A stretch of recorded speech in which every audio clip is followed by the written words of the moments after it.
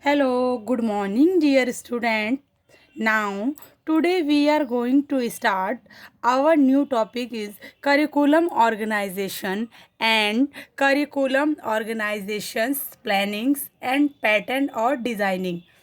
जैसा क्या कहते हैं इसको हम पाठ्यक्रम संगठन या पाठ्यक्रम आयोजन के प्रतिमान। आज हम इसके बारे में पढ़ेंगे कि पाठ्यक्रम का जो हम निर्माण करते हैं या इसके जो प्रतिमान होते हैं वो कौन कौन से होते हैं। ठीक है, सबसे पहले देखिए, किसी भी पाठ्यक्रम का संगठन उसके प्रतिमानों पर निर्भर करता है, अर्थात पाठ्यक्रम की रूपरेखा या उसका क्या पाठ्यक्रम की डिज़ाइन है, उसका क्या स्वरूप है, उस पे निर्भर करता है। कोटेशन दी है, जैसा पहले कोटेशंस है, जेम्स एम ली के कथनानुसार पाठ्यक्रम संगठन के प्रमुख दो प्रकल्प डिज़ाइन कहते हैं, जिसे होते हैं प्रथम अंशों में विभाजित प्रकल्प फ्रैगमेंटेड डिज़ाइन तथा द्वितीय एकीकृत प्रकल्प यूनिफिड डिज़ाइंस। इसको हम ऐसे समझ सकते हैं कि सभी विषयों को पृथक रूप से संगठित किया जाता है जो कि अपरिवर्तनीय होता है, तथा दूसरा पक्ष यानी यूनिफिड डिज़ाइन जो है अध्ययन की जाने वाली समस्या के आधार पर विषयों को एकीकृत किया जाता है। अब देखिए, पाठ्यक्रम संगठन के प्रतिमान जो पैटर्न्स होते हैं, इसके दो पैटर्न्स होते हैं, एक जनरल पैटर्न्स होते हैं और एक स्पेसिफिक, यानी कि पाठ्यक्रम के सामान्य प्रतिमान और दूसरा है पाठ्यक्रम का विशिष्ट प्रतिमान। ठीक है, सबसे पहले देखिए, सामान्य प्रतिमान में इस पाठ्यक्रम के अंतर्गत वे विषय समूह तथा अन्य अधिगम क्रियाएं सम्मिलित की जाती हैं जो सभी विद्यार्थियों के लिए अनिवार्य होते हैं। उदाहरण स्वरूप गणित, विज्ञान, सामाजिक अध्ययन, इतिहास, भूगोल, हिंदी, अंग्रेजी आदि। यह सभी पाठ्य विषय सभी छात्र छात्राओं के लिए अनिवार्य होते हैं। सेकंड जो बताया था मैंने अभी, पाठ्यक्रम का विशिष्ट प्रतिमान स्पेसिफिक पैटर्न, ये है इस पाठ्यक्रम के अंतर्गत उन विषय वस्तु तथा शैक्षिक अधिगम संबंधी क्रियाकलापों को सम्मिलित किया गया है जो विद्यार्थी के द्वारा उसके रुचि के अनुसार चयनित किया जाता है। छात्र को यह स्वतंत्रता या आज़ादी कहते हैं जिसे दी जाती है कि वह स्वेच्छा से उन विषय वस्तु में से किसी भी विषय का चयन अपनी योग्यता तथा क्षमता के अनुसार कर सके।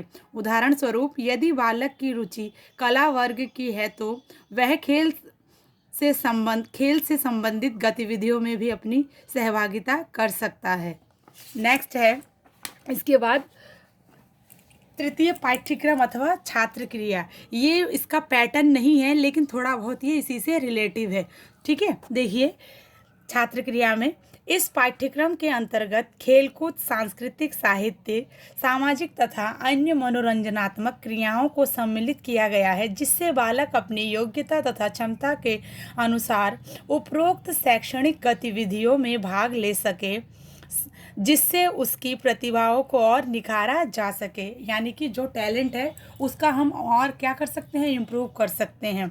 इसकी डेफिनेशंस देखिए, शिक्षाविद बर्टन का वर्गीकरण। बर्टन ने बताया है, समस्याएं एवं उद्देश्य तो पाठ्यक्रम का केंद्र है तथा सामग्री एवं अनुभव उसके साधन हैं।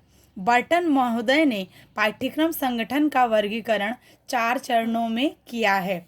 वैसे तो बहुत सारे इसके पार्ट्स बताए हैं अलग अलग विचारकों ने, लेकिन मेन हम जिसके बारे में अध्ययन करते हैं वो बर्टन महोदय का है। पहला है विषय आधारित पाठ्यक्रम, सब्जेक्ट बेस्ड ऑर्गेनाइजेशन। सेकंड है व्यापक क्षेत्रीय संगठन, ब्रॉड फील्ड ऑर्गेनाइजेशन। थर्ड है हमारा समस्या आधारित संगठन, problem based organisation. And fourth है आवश्यकता आधारित संगठन, नीड बेस्ड ऑर्गेनाइजेशन। ठीक है, ये जितने भी बताए हैं अभी मैंने, ये सब अपने अपने आवश्यकता अनुसार पाठ्यक्रम का निर्माण करते हैं। अब जैसा अगर हम बात करते हैं नेक्स्ट विचारक की, तो वो गुडलैंड का है। गुडलैंड ने अपने कोटेशन में कहा है, जब संगठन केंद्रों का चयन किसी एक ही क्षेत्र में किया जाता है तब एक एक प्रतिमान विकसित होते हैं, किंतु जब एक साथ विभिन्न तत्वों के विकास का प्रयास किया जाता है तब व्यापक तथा समन्वित प्रतिमान विकसित होते हैं।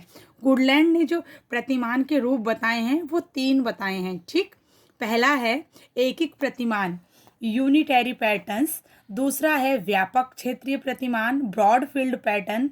तीसरा है समन्वित प्रतिमान। ठीक है, तो आज हम बस इतना ही अध्ययन करेंगे। नेक्स्ट है जो हमारा टॉपिक रहेगा वो हम नेक्स्ट क्लास में कंटिन्यू करेंगे। Okay, thank you class.